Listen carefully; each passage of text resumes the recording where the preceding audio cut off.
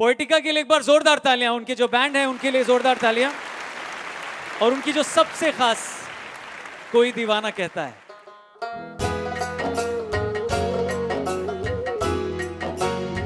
कोई कविराज कहता है, कोई नेता बुलाता है, वजन में हैं थोड़े हल्के मगर वजन शब्दों से आता है।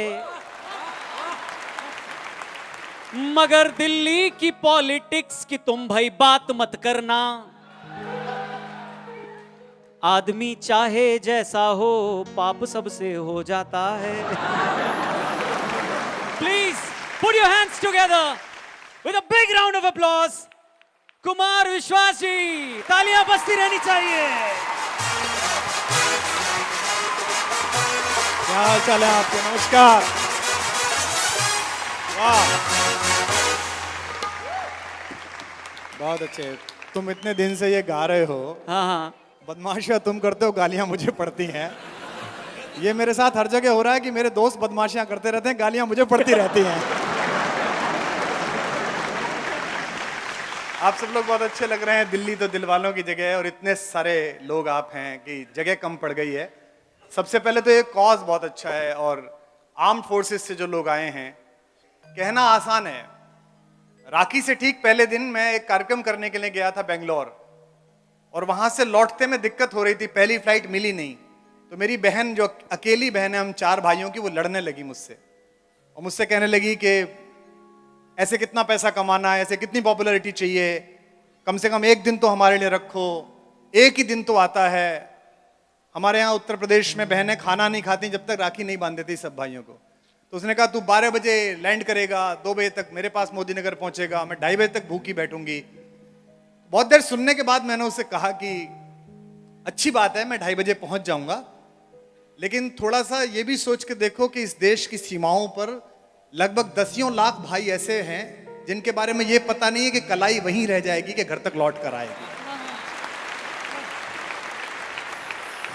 तो कहना आसान है लेकिन मुश्किल काम है, और ये मुश्किल काम आज इस फाउंडेशन ने किया है। इसके लिए मैं आभार व्यक्त करता हूँ। श्याम जी बैठे हुए हैं, हमारे बहुत आदरणीय पुराने मित्र बैठे हुए हैं, सब परिचित चेहरे यहाँ पर हैं। आप सबको प्रणाम करता हूँ।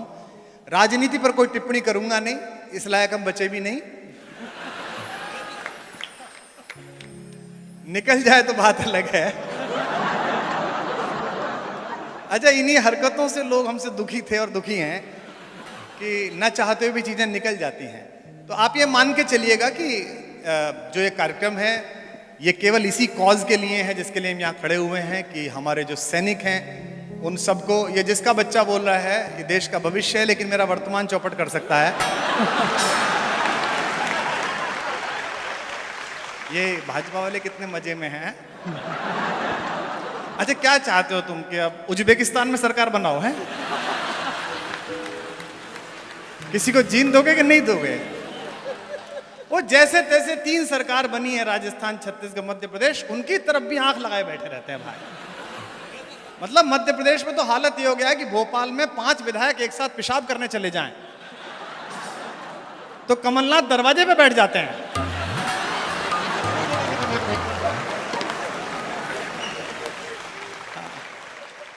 उनको लगता है कि ऐसा नहीं हो पीछे की खिड़की से अमित शाह निकाल के ले जाए।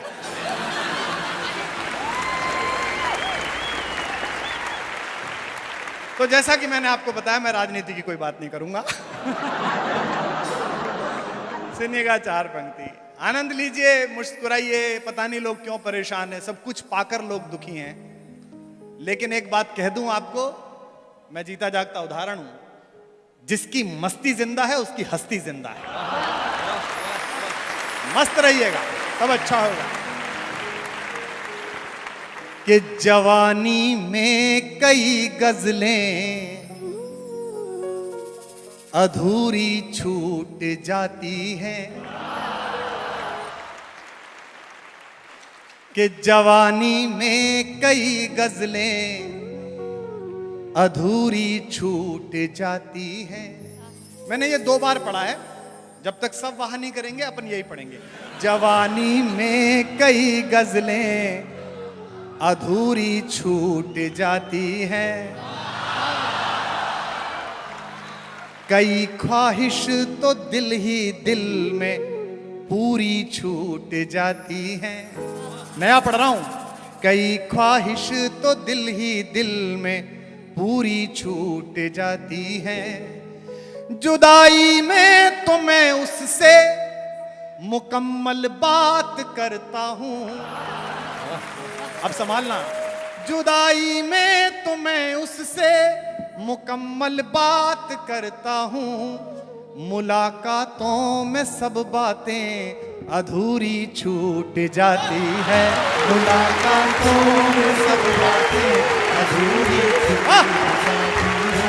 मुलाकातों में सब बातें अधूरी छूट जाती है। मैं 4 पंक्तियां सुनाता हूं।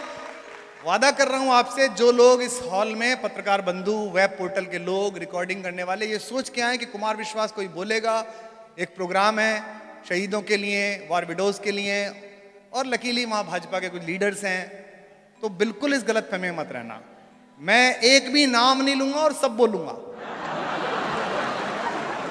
अब पहली लाइन सुन के आप वहां करके बता देना, मैं समझ जाऊंगा कि आप समझ।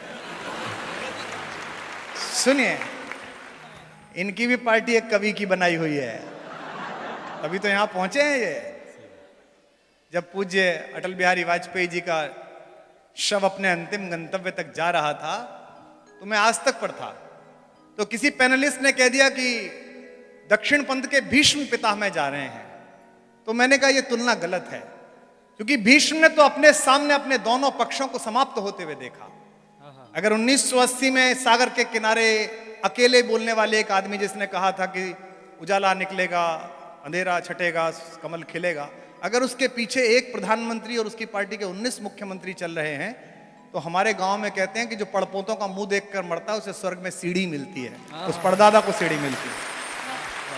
लेकिन एक बात इन नेताओं से भी कहनी है, यहां भाजपा के, आम आदमी पार्टी के, और बचे हुए तो कांग्रेस के भी नेता बैठे होंगे निश्चित रूप से। हाँ, नहीं आजकल बताते नहीं है ना वो। अरे वो हाथ हिलाया, क्या बात, नहीं वो तो अच्छा, अलग अलग पार्टी के लोग बैठे हुए हैं।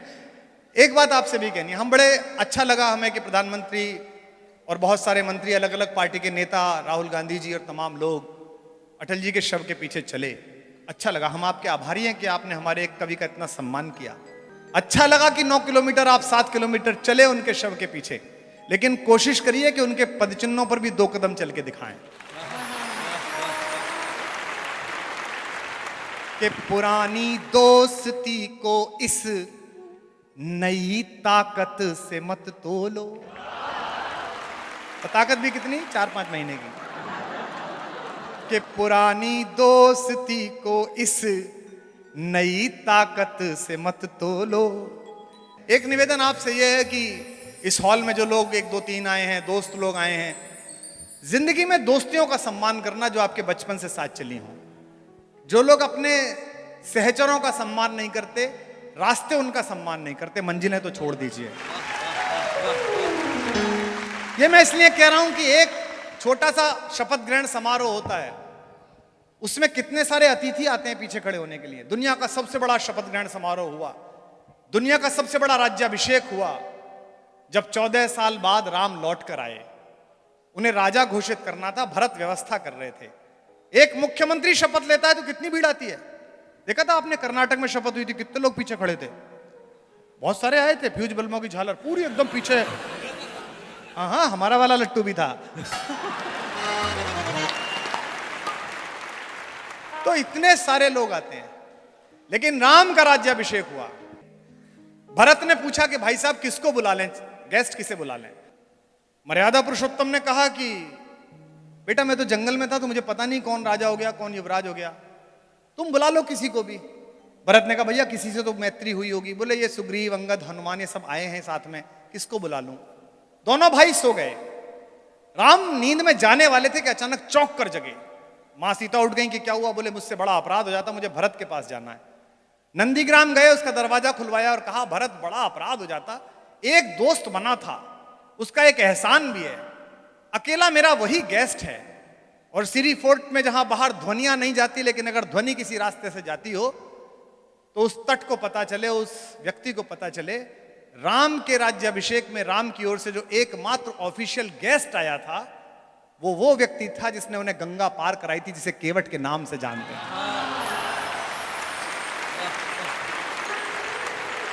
इसे कहते हैं मैत्रियां निभाना। और राम कैसे खड़े हो गए उसके सामने, केवट के सामने? देने को कुछ था नहीं, जैसे माल्या के सामने पीएनबी। तो राम पर कुछ देने को नहीं था, लेकिन ये महिलाएं बैठी हैं, भाभियां बैठी हैं, ये चेहरा पढ़ लेती हैं पति का। सीता भारतेश्वरी हैं, उन्होंने अपने पति का चेहरा पढ़ लिया और उन्होंने कैसा काम किया जो दुनिया की कोई स्त्री नहीं कर सकती, केवल भारत की महिला कर सकती है अगर पति संकट में हो। इस पर आप तालियां देना। जैसे ही उन्होंने अपने पति का म्लान मुख देखा, बाबा तुलसी लिखते हैं, पिय हिय हित सिय जानन हारी। अपने पति के हृदय का हित जानने वाली सीता ने क्या किया? मुदित मगन मणि मुंदरी उतारी, अपनी डायमंड रिंग निकाल के दे दी कि ये दे दो गंगा पार कराने के लिए। इसे कहते हैं त्याग। और वो केवट भी ऊंची रकम था, उत्तर प्रदेश का था वो। हम यूपी वाले तो ऊंची रकम होते ही हैं। तो उन्होंने कहा कि भाई ये रख ले, तो केवट बोला जी रहने दो, हम तो स्टाफ के आदमी हैं। राम ने कहा तेरा हमारा क्या स्टाफ? बोले जाति अलग है, काम तो एक ही है। तुम भवसागर पार कराते हो, मैं गंगा पार कराता हूं, काम तो एक। वाल्मीकि लिखते हैं, रामो दुर न भाषते, राम दो बात नहीं बोलता। राम ने कहा यार तेरा उधार रह जाएगा, चुकाऊंगा कैसे? जो बात कही उस पर पूरा सदन उछल जाएगा। केवट ने कहा उधार छोड़ूंगा नहीं, ले लूंगा। बोले कब लेगा? बोले आज गंगा पार कराने का मैं नहीं ले रहा, मर के मैं आऊं तो भवसागर पार कराने का तू मत लेना, इसमें क्या है, बराबर का मामला। अब इस मैत्री के नाम पंक्ति पढ़ रहा हूं, सुनिए। पुरानी दोस्ती को इस नई ताकत से मत तोलो, ये संबंधों की तुरपाई है, षड्यंत्रों से मत खोलो। ये संबंधों की तुरपाई है, षड्यंत्रों से मत खोलो। नाम नहीं लूंगा, समझोगे आप सब? ये संबंधों की तुरपाई है, षड्यंत्रों से मत खोलो। मेरे लहजे की छैनी से गढ़े कुछ देवता जो कल, मेरे लहजे की छैनी से गढ़े कुछ देवता जो कल, मेरे लफ्जों पे मरते थे वो अब कहते हैं मत बोलो।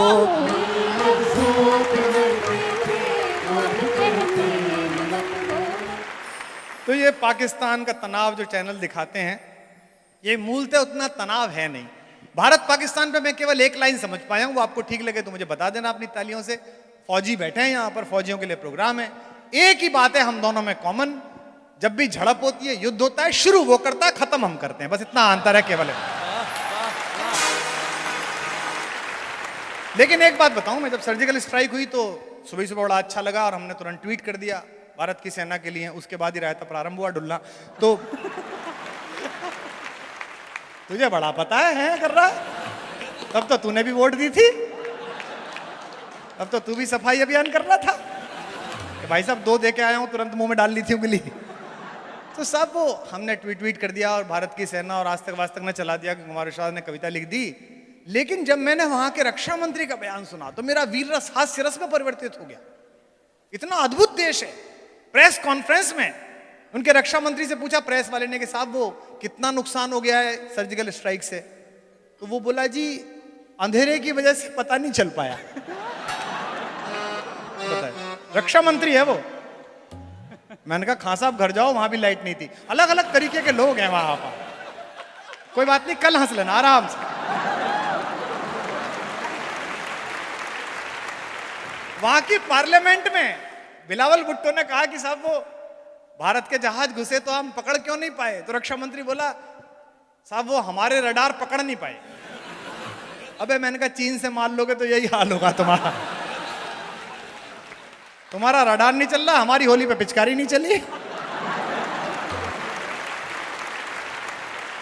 जो मैं या तुम समझ ले वो इशारा कर लिया मैंने, जो मैं या तुम समझ ले वो इशारा कर लिया मैंने। आपके लिए पढ़ता हूं। भरोसा बस तुम्हारा था, तुम्हारा कर लिया मैंने।